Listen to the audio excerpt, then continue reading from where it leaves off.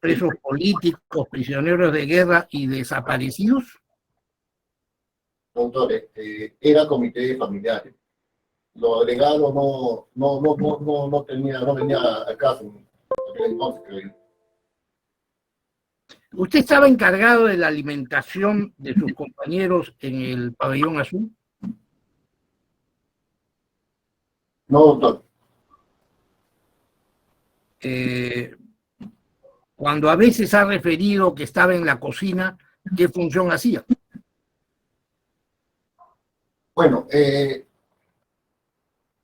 todos rotábamos, todos cocinábamos, todos hacíamos limpieza, de tal manera que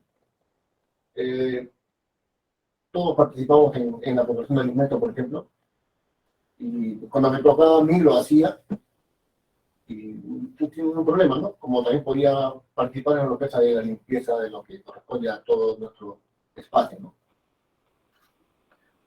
El INPE así como usted refirió en una anterior pregunta, ¿el INPE les daba los alimentos y el combustible en crudo o les daba dinero para que compraran los alimentos y el combustible?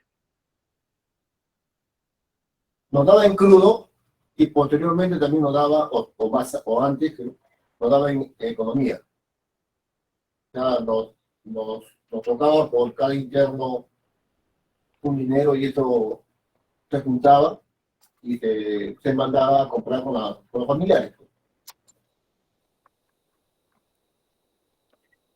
Ahora, se menciona que las protestas que comenzaron el 18 de junio de 1986 era por un pliego de reclamos. ¿Es verdad esto? ¿Había un pliego de reclamos de los prisioneros privados de su libertad, como usted? Doctor, lo que vi era que se había manifestado que hacía un traslado de los internos del frontón a Canto Grande.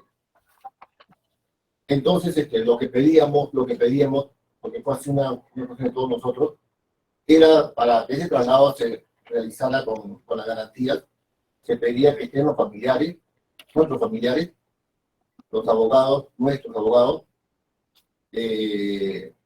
la prensa y el Cruz Rojo Internacional. Ahora, este mismo pedido lo encuentro en un documento que se llama el Pliego Único de Demandas de los Prisioneros de Guerra de las Luminosas Trincheras de Combate del Frontón, Lurigancho y Callao, que es justamente la fecha, el 18 de junio de 1986. Y precisamente en uno de los puntos se menciona lo que usted acaba de decir, que había un problema en que no se le trasladara al nuevo penal Castro, si no estaban ustedes acompañados de sus abogados y familiares.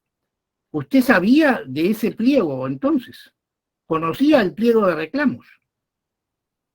Conocía lo que le he manifestado, porque era una cuestión de todos, en conjunto. Ya. Eso es lo que le digo. Solamente ese punto conocía. Claro, porque, agregando algo más de esto, porque nuestra vida estaba en peligro, estaba en riesgo.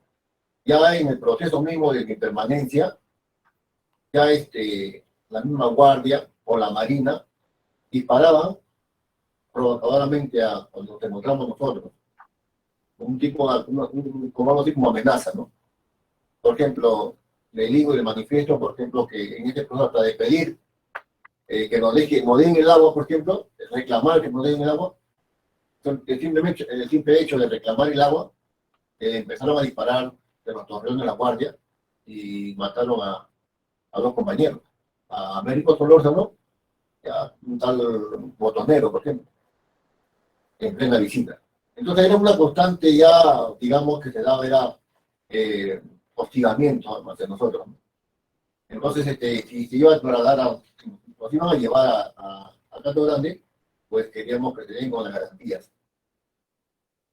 Esto. Dígame, usted cuando habla que la Marina disparaba, ¿en qué fecha le disparaba la Marina a usted? La Marina rondaba el penal, la isla, y ahí estaban pues, las embarcaciones, las pequeñas embarcaciones de la Marina que tenía, y también disparaban pues al penal. También del otro lado, por ejemplo, del cerro que te veía, también te venían y se veía pues que cómo ellos agarraban y bueno, y disparaban, pero no se sentían los disparos que llegaban hasta la orilla de la isla donde estábamos nosotros. ¿A usted le cayó alguna vez cerca un disparo?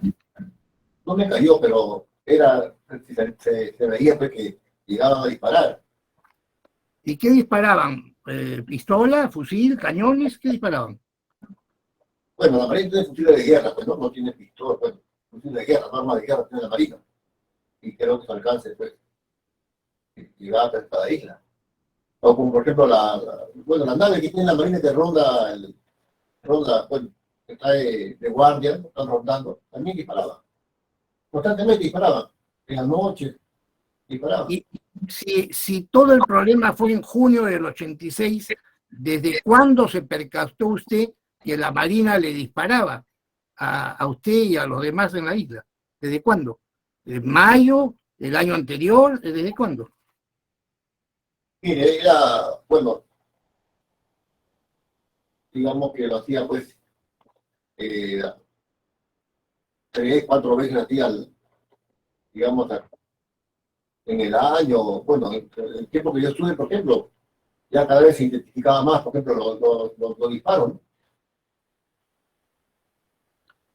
¿Algún de sus compañeros quedó herido o muerto por estos disparos?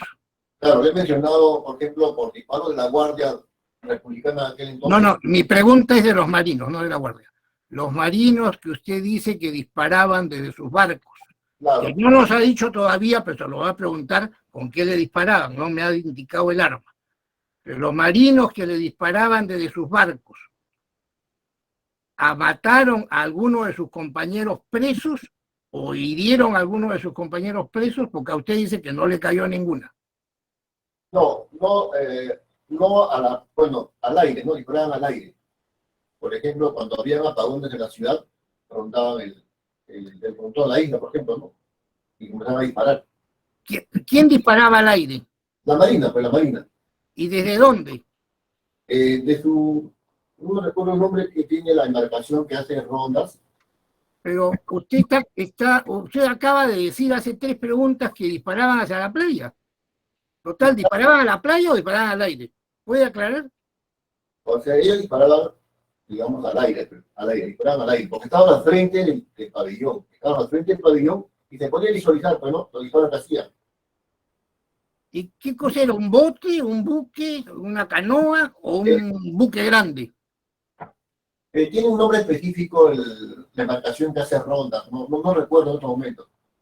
No son embarcaciones grandes, pero sí están preparadas al frente del pabellón, estaban pues a 3 kilómetros, 2 kilómetros del pabellón, estaban habitando, se le veía. También estaban, Usted sabe calcular la distancia de la playa a una nave y dice que estaba a 3 kilómetros. estoy tratando de recordarme bien, pero incluso le diré, doctor, que ahora que recuerdo algo más, bajaba incluso en botes de goma. Hay una personas negras que, bueno, bajaban y también igual hacían su recorrido, ¿no?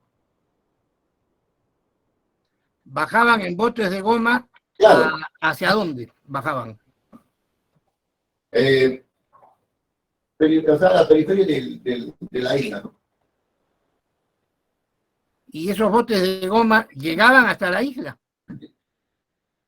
Hasta el muelle. al muelle de la isla El Frontón, Aquí. Sí, doctor. y bajaban los marinos a la isla.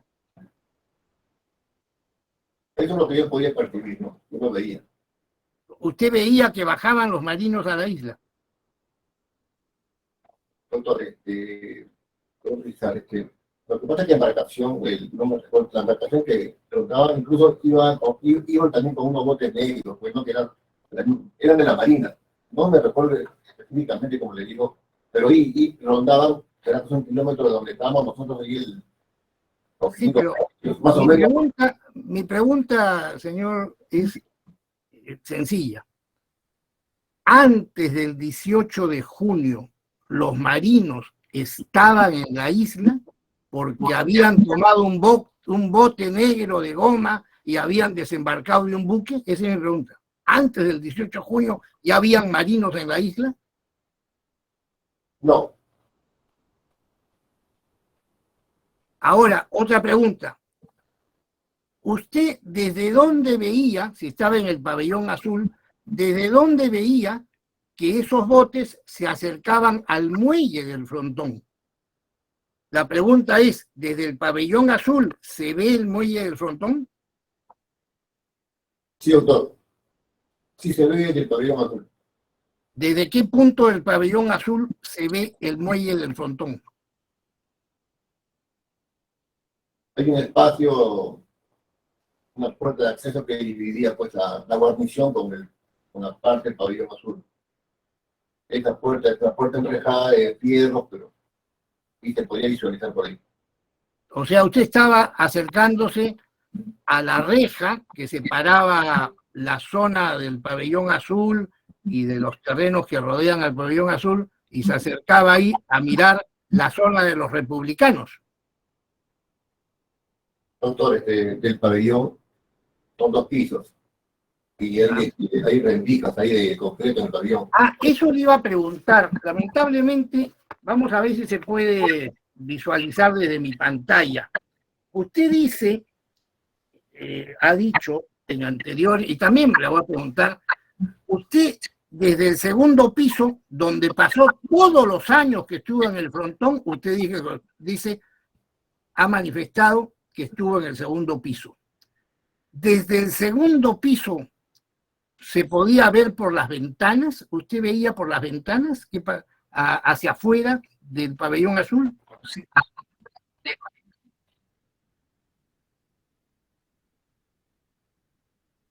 El pabellón azul se ve una parte, pues no todo, no todo se ve, se ve una parte. Yo que estaba ahí, te manifiesto que yo del segundo piso podía ver hasta dónde, pues, bueno, ya sabía más o menos que que con una lancha iba al muelle. Como todos los días llegaban las lanchas de los empleados, de bote que traía el agua, ya uno ya veía dónde iba, a dónde se iba a dirigir ya. Ya había una ruta establecida, ya lo conocía. Yo estaba ya 3 a 4 años, ya lo conocía.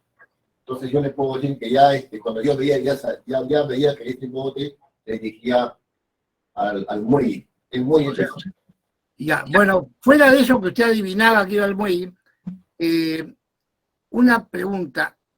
Usted, cuando estaba en el segundo piso del pabellón azul, ¿el techo le quedaba fácil de llegar con su mano, parado en el piso, llegaba fácil al techo o era un techo alto? dentro del pabellón azul, doctor. Sí. Teníamos ahí camarotes. Yo me sentaba en el camarote, me podía parar y llegaba cerca al techo. Porque acá tenemos una foto del pabellón azul y las ventanas son pegadas al techo, como se puede observar. O sea, no es tan fácil ver por las ventanas desde el segundo piso. Es techo, ventana y pared.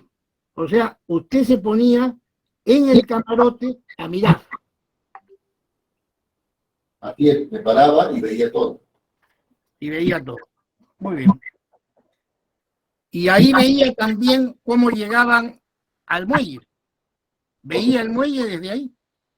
Claro que sí, doctor, se veía también una parte. ¿Una parte de qué? Del muelle. Una parte del muelle.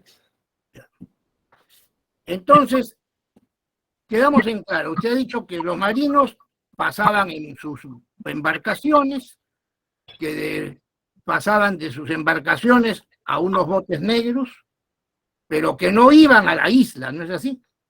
No bajaban a la isla. ¿Qué es lo que ha dicho?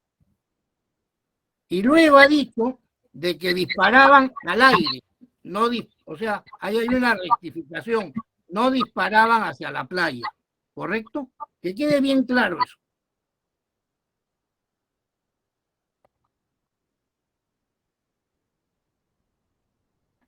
Bien. En otro momento del interrogatorio anterior, usted refirió tanto a preguntas del fiscal, de los abogados de la parte civil, de la doctora Silva, y creo que también hubo una pregunta del director de debates con respecto al juicio que había tenido. Yo entiendo que cuando usted dice se compurgó la sentencia, digamos, entiendo, traduciendo, que compurgó la pena. O sea, ustedes pusieron una sentencia. La compurgación es la pena, ¿no? Pero la sentencia quedó. Pero quiero que me aclare, ¿ese es el único juicio que tuvo cuando estuvo usted preso en el Frontón? ¿Es el único juicio que tuvo con acusación de estar vinculado al terrorismo o ha tenido otros más? Era el único, doctor.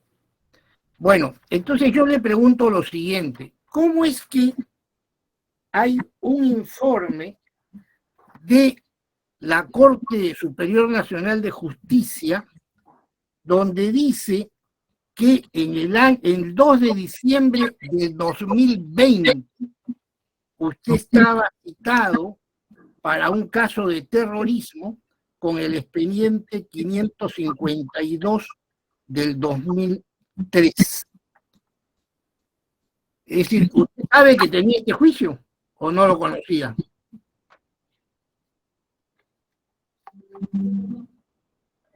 No le entendí la última parte, doctor, por favor. Bueno, si usted sabía que tenía este juicio en este sistema judicial que pertenece a esta sala, que es la justicia especializada en delitos de crimen organizado y de corrupción de funcionarios, y que tiene el expediente 552-2003 en la segunda sala. Usted está como acusado por delito de terrorismo. Y los vocales que han estado en esta sala han sido Teófilo Armando Salvador Neira, Churampi Garibaldi Andrés Arturo y Cerrón Rengifo Luis Fernando. Entonces, la pregunta es, ¿usted sabía que tenía otro juicio sobre terrorismo o no? ¿O solamente sabía el que del año 86 por el cual estuvo preso en el Frontón?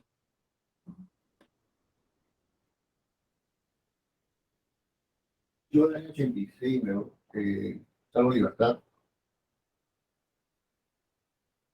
Y bueno, y posteriormente he tenido otro proceso, posteriormente en 92.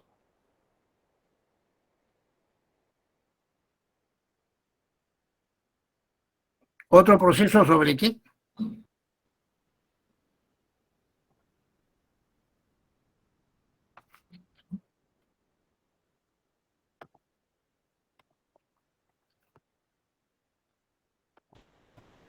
¿Aló?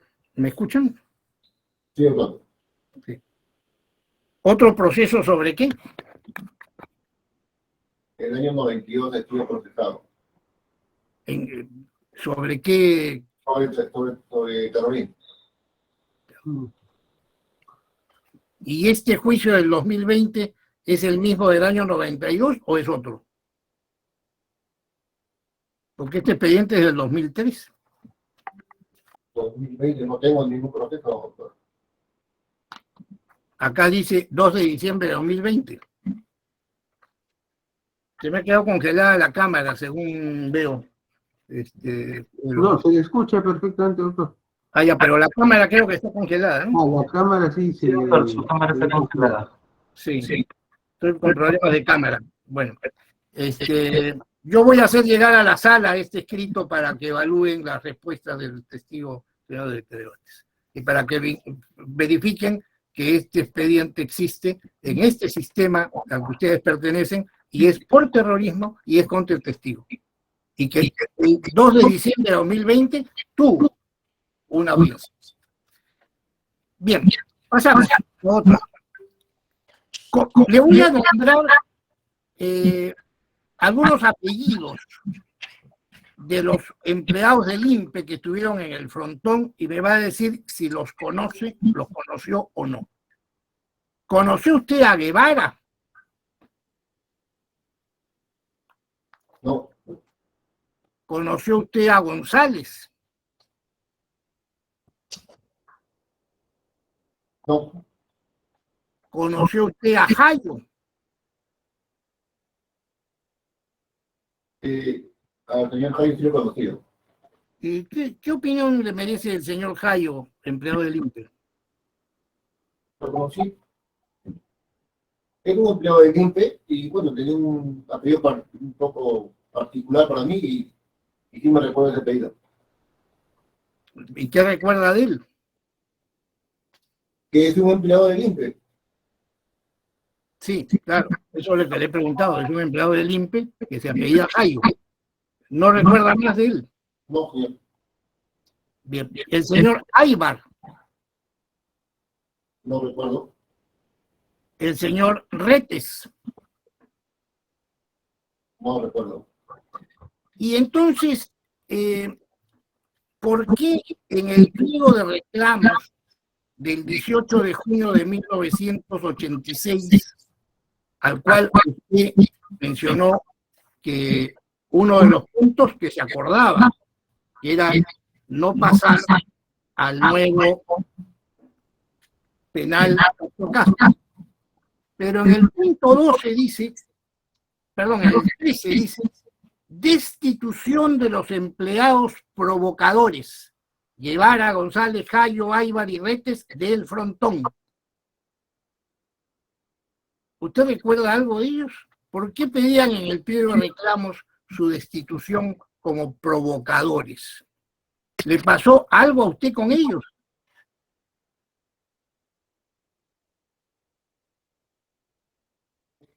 Bueno, sí, bueno, siempre está generando ciertos problemas con los.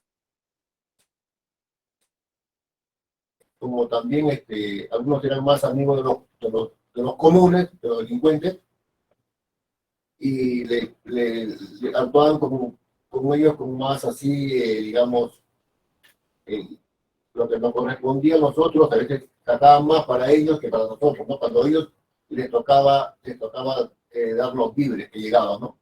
Porque aquel entonces, recuerdo yo que salíamos a recoger los víveres que nos correspondía el pabellón azul, íbamos a recoger, pero también los comunes que también salían.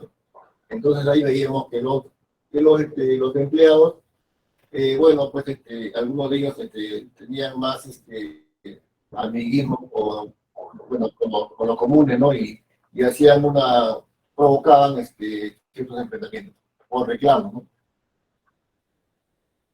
Y por eso es que pedían que salieran del frontón estos empleados. No cumplían su trabajo bien. Ya.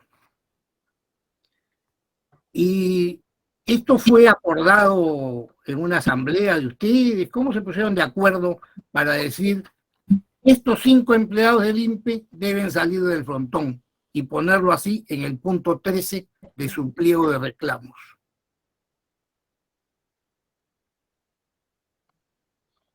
Claro que se conocía de aquellos empleados, ¿no? Y el hecho de que no recuerde el nombre no implica de que no hayan habido empleados provocadores, como le digo, y que pedíamos puesto cambio, ¿no?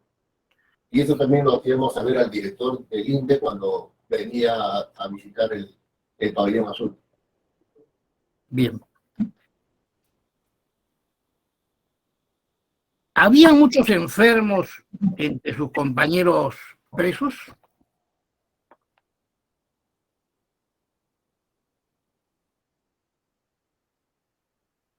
Bueno, deben haber habido enfermos, no estaría bueno, no recuerdo muy bien. Porque en el numeral 18 de su pliego de reclamos pedían aumentar el presupuesto a un 100% y pedían atención, tratamiento, suministro de medicinas y evacuación al hospital. Estaban algunos muy mal como para ir al hospital. ¿Qué era lo que normalmente sufrían de enfermedades cuando usted estuvo en el frontón? Bueno, el recorte de alimentos, por ejemplo, ¿no? El recorte del agua que había. El recorte de alimentos da hambre y puede dar anemia. El recorte de agua es más severo. Pero estamos hablando de la salud, ¿no? O sea, ¿cuál es el problema de salud con más frecuencia? ¿Por qué se garantaba la salud de los presos con más índice o con más frecuencia? ¿Cuál era la enfermedad que más había en el frontón? Posiblemente sea con bronquios, ¿no? Problemas pulmonares, pero lo que también había es que no había una buena atención, no había atención en el tópico del penal, no se contaba con atención de guía, y no había tampoco, pues, con un salida no había medicamentos que puedan suministrar. Entonces, se solicitaba siempre que venga, pues, el médico a atenderlo, ¿no? Porque había problemas de salud. Pero no, casualmente también la familia nos tenía que proveer de medicamentos, de pastillas, porque no había en el tópico del penal. ¿Había un tópico en el pabellón azul o se refiere al tópico que estaba en el patiecito en el área administrativa? En el área administrativa, doctor. Ustedes cuando se sentían mal de salud iban a ese tópico. Sí.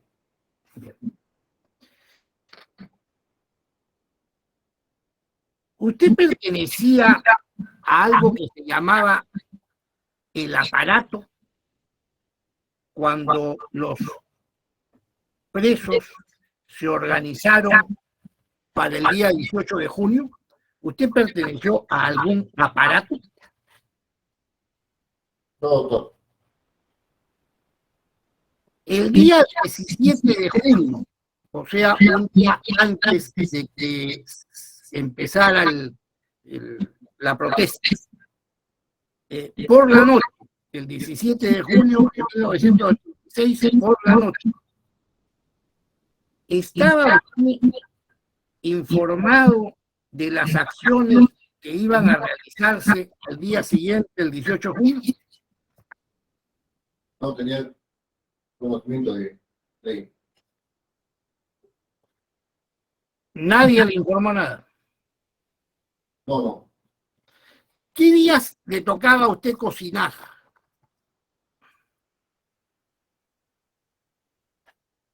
Era rotativo, doctor. Era rotativo, o sea, no había una cuestión así, ¿no? Se rotaban y, bueno, hasta yo podía pedir que si lo puedo hacer mañana que tengo tiempo, bueno, se rotaban. ¿A qué horas tomaban desayuno, se acuerdan? A las 7 de la mañana. Pero el día 18 de junio tomaron desayuno a las 5 de la mañana. ¿Le extrañó eso a usted? Bueno, no me extrañó, ¿no? Porque estábamos todos pendientes de lo que iba a ocurrir, ¿no? Las cosas que iban a pasar, porque se manifestaban de que el traslado y en verdad,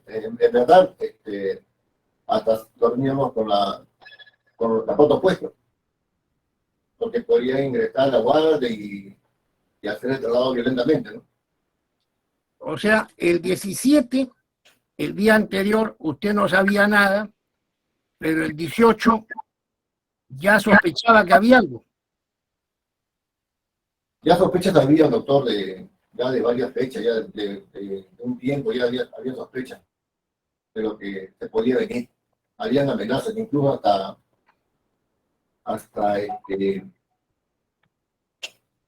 un alto mando de la Marina dijo, no han despertado a León.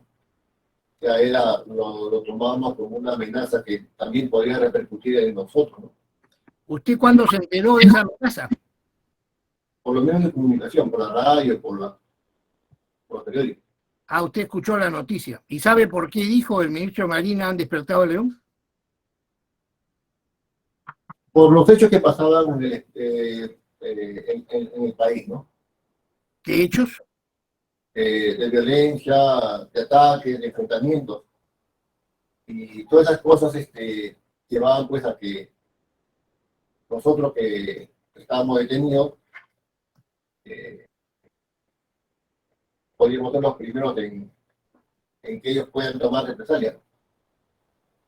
¿Usted sabía que esa declaración del ministro de Marina fue porque habían asesinado a un almirante en la muerte de su casa? Al almirante Carlos Ponce Canesa. Sí, me enteré de la noticia. Bueno, entonces eso no son hechos de violencia contra el pueblo. Era que el partido había asesinado a un almirante. ¿Y qué tenía que decir el ministro de Marina en el entierro? Pues eso. Bueno, eso fue en mayo. Eso fue en el mes de mayo. Estamos hablando de junio. El 18 de junio, entonces a usted no acaba de decir usted, el 18 de junio no le pareció raro tomar el desayuno a las 5 de la mañana y no a las 7 como siempre. Porque ya habían movimientos, habían amenazas. La pregunta es, entonces ustedes se venían preparando para responder a amenazas desde hacía mucho antes que el 18.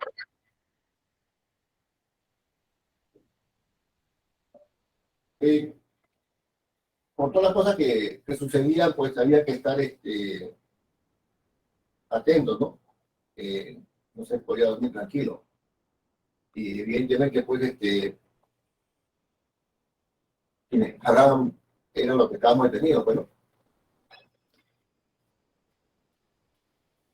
Dicen que el día 18 todos estaban organizados en destacamentos. ¿Usted perteneció a uno de esos destacamentos?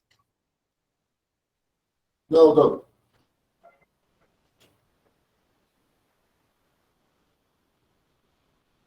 ¿Usted usó en algún momento del día 18 y del 19 de junio algún armamento?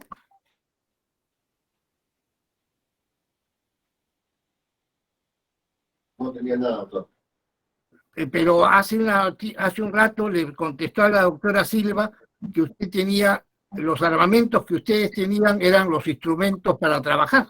Por eso le estoy preguntando cuál instrumento tenía usted como armamento.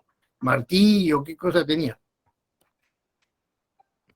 Bueno, para todo lo que como empezó de nada, valía tener pues un palo, un fierro, doctor, porque nosotros hemos sido atacados por diferentes flancos y bombardeados, ¿no? O sea, estamos prácticamente, estamos sin nada en este momento. Durante el día 18, que ya estaba la Guardia Republicana, la Marina, el 19 de junio, que llegó Infantería de Marina, ¿usted miraba por la ventana qué pasaba por fuera entre el 18 y el 19? Usted ha dicho eso en unas preguntas de sesiones anteriores.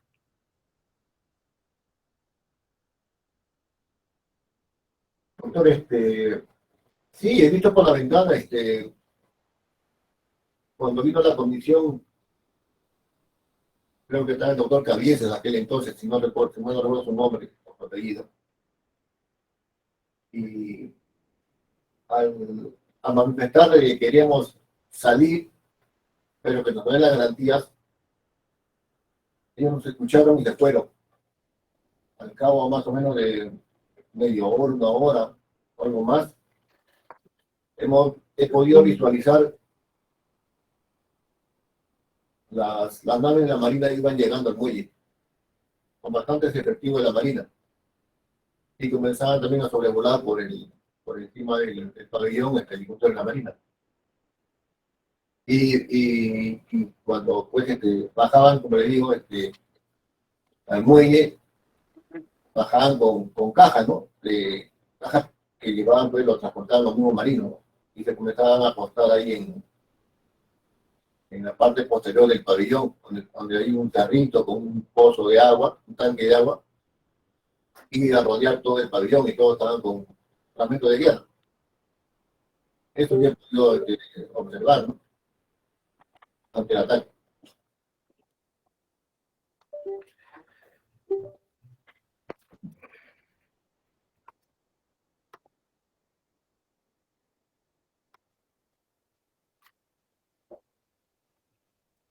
Bien.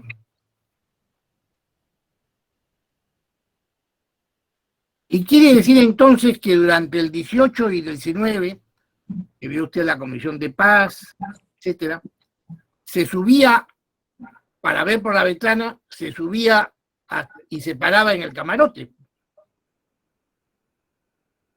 Sí, doctor.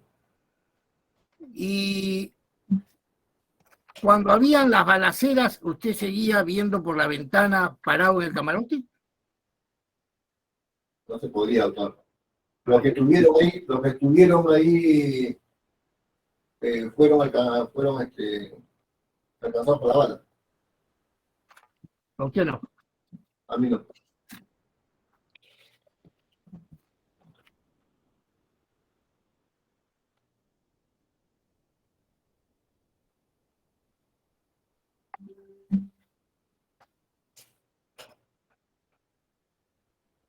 ¿Cómo es que se distinguía el ambiente del segundo piso, donde usted vivió todos los años que estuvo en el frontón? ¿Se decía, por ejemplo, sector 4? ¿Segundo piso, sector 4? ¿O no le es familiar esa denominación? No, recién lo escucho, doctor. Era segundo piso, nada más, no sector. No, No estaba dividido por sectores para ustedes. no, para mí, bueno, no es mi conocimiento.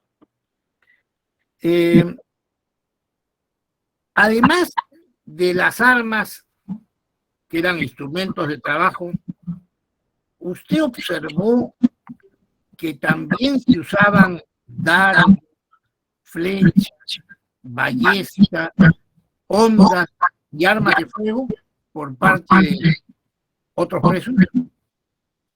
No, doctor.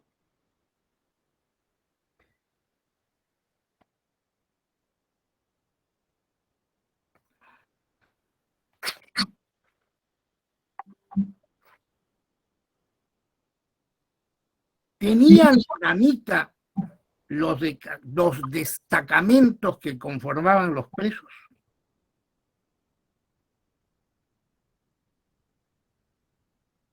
Disculpe, ¿tenían qué me dijo? No escuchaba bien. Dinamita. ¿Usaron dinamita aquellos que conformaban los destacamentos de presos? No, doctor. ¿Usaron lo que se denominan quesos rusos? Desconozco, doctor. ¿Desconoce si usaron o desconoce lo que es un queso ruso?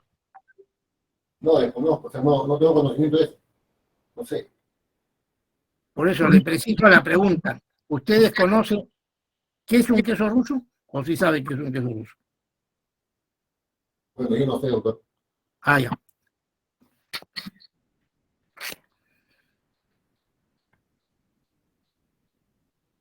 En la noche del día 18, del primer día,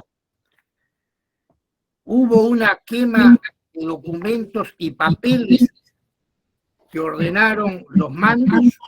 ¿Usted observó eso, que quemaban documentos y papeles los presos?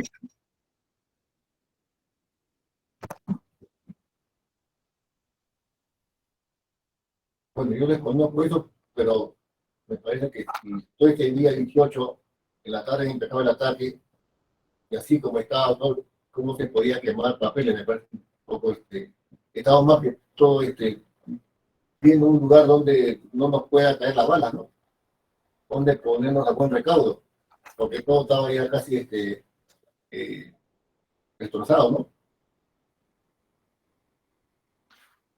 Usted escuchó que se envió un grupo de presos llamado destacamento para que ingresaran a los túneles con la orden de arrojarle dinamita a los marinos. No, doctor.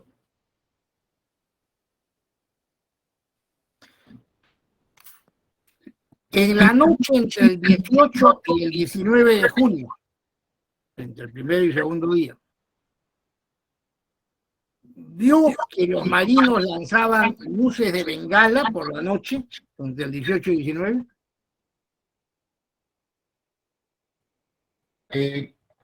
Bueno, recordando, sí lanzaban, creo que luces de bengala porque se iluminaba todo el espacio, ¿no? Se veía que, y creo que eso era debido a esto, ¿no? A lo que lanzaba la Marina. Y eso usted lo veía por la ventana del segundo piso. No, sino que cuando hay un bombardo, una inundación, se ve pues el reflejo, ¿no? Y que estar en la noche refleja más aún todavía y lo puede percibir, ¿no? ¿Usted vio algún preso que, habiendo agarrado una granada, se la devolvía a los que se la habían tirado? No, doctor.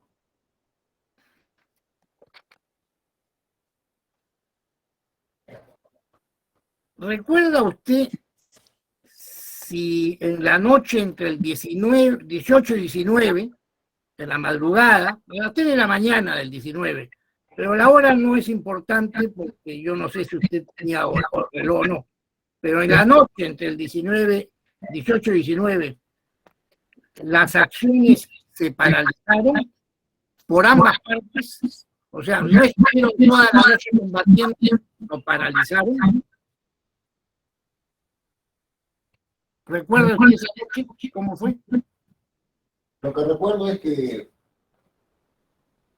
el ataque era incesante de parte de la Marina, pero había un momento que también se detenía, ¿no? Por un espacio de tiempo corto, y después nuevamente se reiniciaban.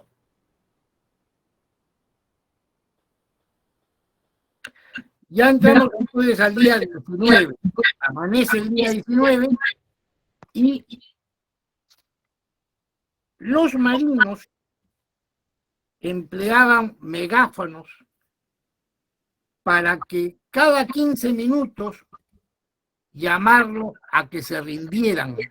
¿Usted escuchó esas voces llamando a la rendición cada 15 minutos de la mañana del día 19? No recuerdo, doctor. No recuerdo. A mediodía del día 19,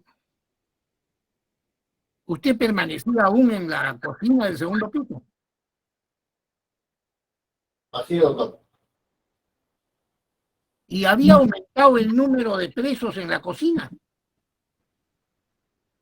¿Me repite, por favor? Había aumentado el número de presos que estaban con usted en la cocina. Y que al amanecer, entre 5 de la madrugada o 6, algo así, vivían bastante, pero estaban ya, estaban muertos. Vamos a ordenar un poco ese tema, ¿ya? Vamos a ordenar un poco ese tema. Usted dijo que estaba en la cocina desde el día 18. Y siempre estuvo en el segundo piso en la cocina, prácticamente los 6 años que estuvo en el frontón. Usualmente, ¿con cuántos presos estaban en la cocina? ¿Cuántos eran los que estaban en la cocina? Antes del 18 de junio. Doctor, la cocina era un espacio que era para cocinar nada más, no era un espacio de pernoctar en la noche. Era un espacio que había una cocina, un lavadero, ¿no? Y eso era, a eso llamamos nosotros cocina. No era un espacio donde yo vivía, o sea, era un espacio, un ambiente que dividía con la parte del pabellón. O sea, dentro del pabellón, pero dividía. ¿Como cuántas personas entraban ahí? Disculpe, cuando ustedes entraban, ¿a qué se refiere? Al espacio de la cocina.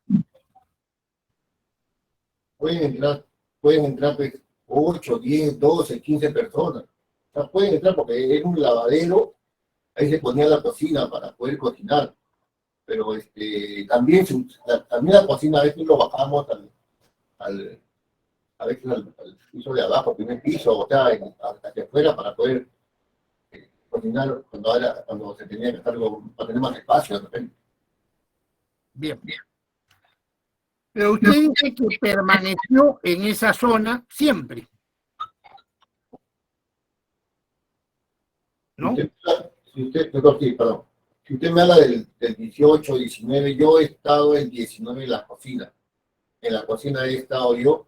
El 18 he estado en el pabellón, o sea, cerca de la cocina, no cerca de la cocina, al espacio de la cocina. Y de ahí, como le digo, he visualizado lo que ocurría también cuando se podía. Y el 19 estoy en la cocina y muchos nos habíamos replegado a ese lugar de la cocina y el baño porque habían instituciones de concreto, que era el lavadero, que en cierto modo te ayudaba a que cuando hagan disparos se pueda a la pared, bueno, estaba la otra pared del lavadero que te podía cubrir. Pero el 19, le digo yo, en la cocina estaba yo alrededor de un montón de compañeros muertos, alrededor de los disparos que hacía la Marina. Habían quedado ahí. Eso fue el 19. El 19 en la madrugada, 5 o 6 de la mañana. Y por la tarde del 19, Por la tarde del 19, el 19 estaba pues yo, ya estaba en la tarde, estaba pues habíamos bajado con... bueno, antes de bajar, en el día 19, antes de bajar, usted continuaba en la cocina. Claro, estaba en la cocina. Ya. Y ingresaron 3 marinos a las 2 de la tarde a la cocina. ¿Usted recuerda? Se han entrado, bueno, no los he visto, estaban en el segundo piso, como digo, ¿no? Sí, pero ellos entraron al segundo piso a la cocina, donde usted estaba. ¿Lo vio? No, doctor. Y también dicen que los que estaban en la cocina estaban listos para luchar cuerpo a cuerpo con los marinos. ¿Escuchó usted esa orden? ¿Luchar cuerpo a cuerpo? No, doctor. Como le digo y le repito, es la parte de la cocina, el lavadero es como un parapeto, ¿no? Porque después estaba adelante, estaba la pared del pabellón. Estaba hecho un hueco que se podía ver prácticamente a todo de la marina que estaba frente, ¿no? Con un pequeño cañón, o con un cañón, en la puerta del ingreso, que dividía el pabellón con la partición. ¿Usted conoció a un interno que respondía al nombre, al apelativo de Ignacio?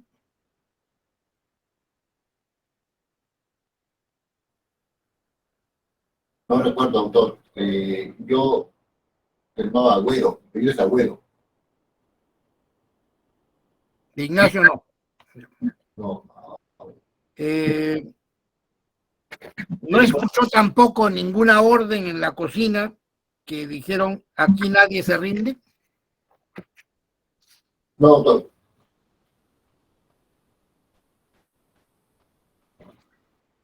¿Usted cuándo llegó a Canto Grande? Perdón, a Castro Castro, al nuevo penal de Castro Castro.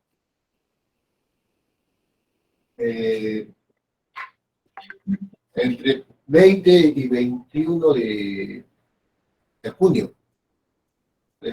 Después que salgo del frontón, de madrugada, a la marina, al hospital, y me llevan a Canto Grande. En Canto Grande, claro. ¿Usted sabe por qué se llamaba Castro Castro el penal? Se llama hasta ahora Castro Castro. Este es el nombre de un trabajador del INPE, me parece. Creo que tengo el tipo. Claro, era el nombre del director del frontón que lo mataron los terroristas. Y por eso le pusieron al nuevo penal donde tenían que ir los terroristas Castro Castro, como hasta ahora se llama. Bien, muchas gracias. Señor director de debates, he concluido con mi interrogatorio. Bien, señor. ¿Algún otro señor abogado para ya concluir? A ver, ¿estaba pendiente alguien, doctor Juan? Si no, de mi parte yo no tengo más preguntas. No sé si los Doctor, colegas... estaba pendiente en todo caso señalar si es que iba a participar el doctor Abanto. Sí. Ninguna pregunta tampoco de mi parte, señor director. Ya, a ver, pero ¿está el doctor Abanto o no? Ve si está. Pero no mencionó si iba a preguntar o no. Tampoco, ¿no? Cuando apareció su... Iba a preguntar. Sí iba a preguntar. A ver, pregunta, confírmale al doctor... Sí se encuentra presente en la plataforma, doctor, el doctor Humberto Abanto. Pregúntale, doctor Abanto, buenas tardes. ¿Va a hacer alguna pregunta? Si la va a hacer, nos va a mencionar porque para agendar otra fecha y si no, para ya agradecerle al testigo la concurrencia.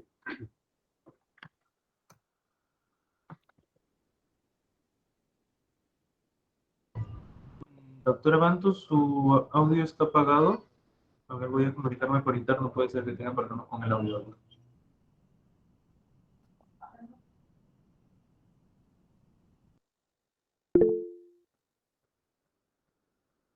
Pregúntale pero pregúntale si va a hacer preguntas o no, nada más. Si no, una pregunta, doctor.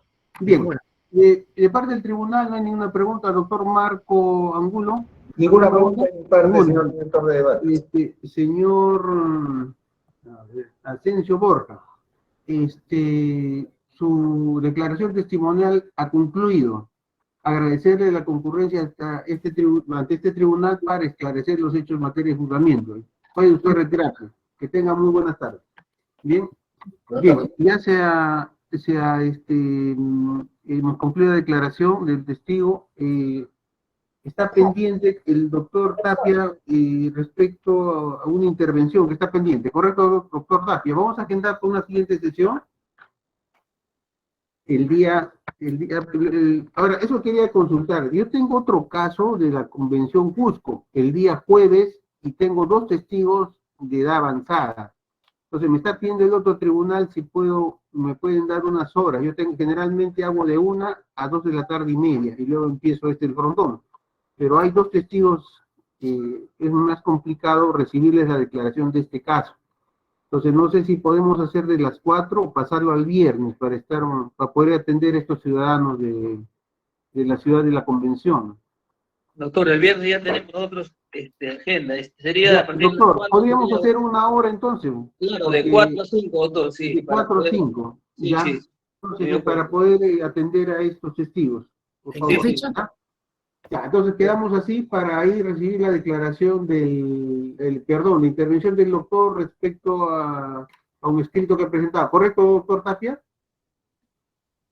Yo no sé a qué escrito ya he referido.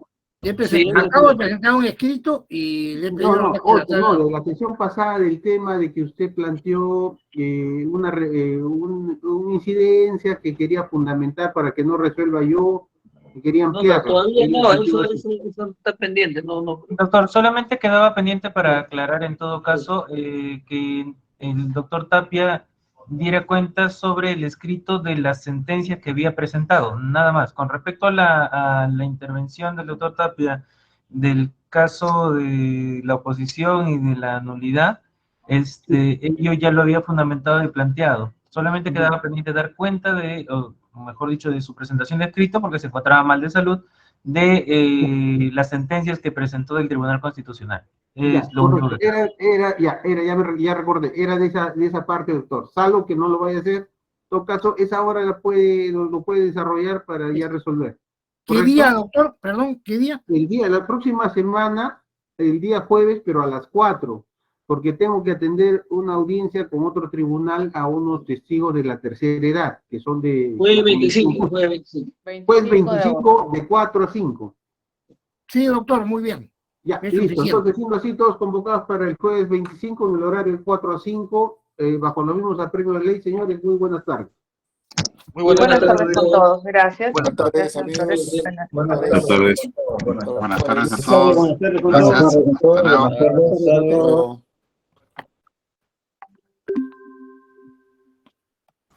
Buenas tardes, hasta luego. Buenas tardes, gracias. Gracias, hasta luego. Hasta luego. Buenas tardes.